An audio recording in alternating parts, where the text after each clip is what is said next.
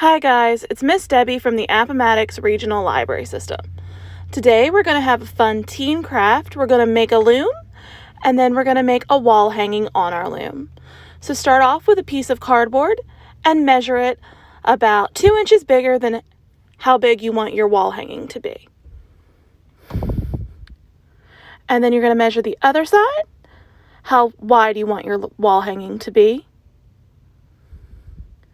And once you've measured it, draw a line and cut on that line.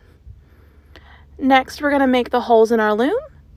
So we're going to start off by measuring out 1/2 inch on either side, and then use the centimeter line of our ruler to put a mark on every centimeter.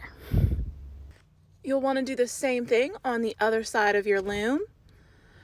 And once you've done that, go ahead and cut up until you get to the 1/2 inch line you made earlier.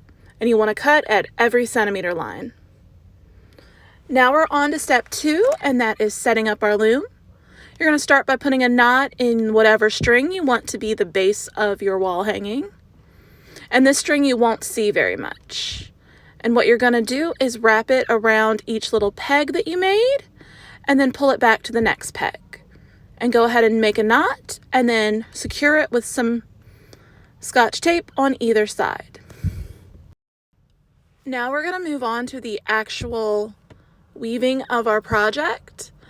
And how I did it was I tied my yarn around a pencil, but you can use a crochet needle and tie it around that, or a plastic needle if you have one of those, or you can use your hands. It just takes a lot longer to go in between each little string with your hands.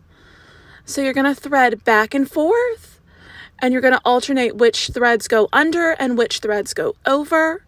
And then you're going to just push the threads up gently so it's nice and close together and you don't have any huge gaps. And when you want to change colors, go ahead and clip it and leave a nice long string so you can tie it off when we get to finishing our project. Now to change colors, I just did the exact same thing I did earlier. I wrapped my string around my pencil and I secured it with a bit of tape. Securing it with tape helps make it stay on your pencil better than just tying it. You'll notice when I go through, I actually shake my pencil a little bit once I get to the end. And what this does is it allows the pencil to just glide through the yarn instead of having to gently lift up each piece of string.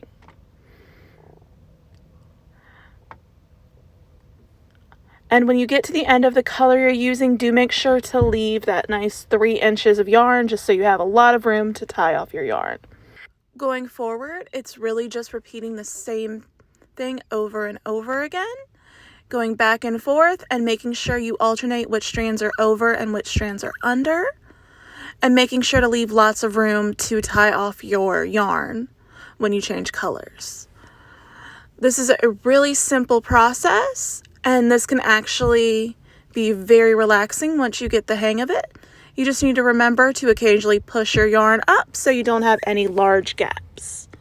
Now I've decided to bring you in close and show you exactly what I'm doing, just in case you haven't picked it up quite yet. What we do is shove the pencil through, making sure to bring it under the yarn that it needs to be under, so it's over the ones that it doesn't need to be under. And now we're going to move on to finishing our project. So with this project, you're going to need a stick or a popsicle stick, and just gently lift up your top side of your loom and remove the tape and start gently feeding your stick through your little loops that you have for your wall hanging. Once you've got that done, go ahead and use that last piece of string that you knotted to make a little loop and tie it off and cut off any remaining string. Now we're going to go ahead and tie up all of our finishing strings, and we're going to knot those up nice and tight, and then we're going to clip off any remaining string.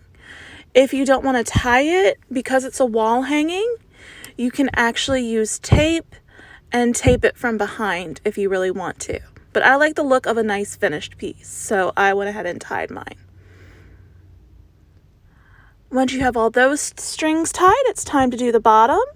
Go ahead and pull off that tape and gently remove your piece from your loom, and go ahead and tie up all of those loops by clipping the middle and tying them together.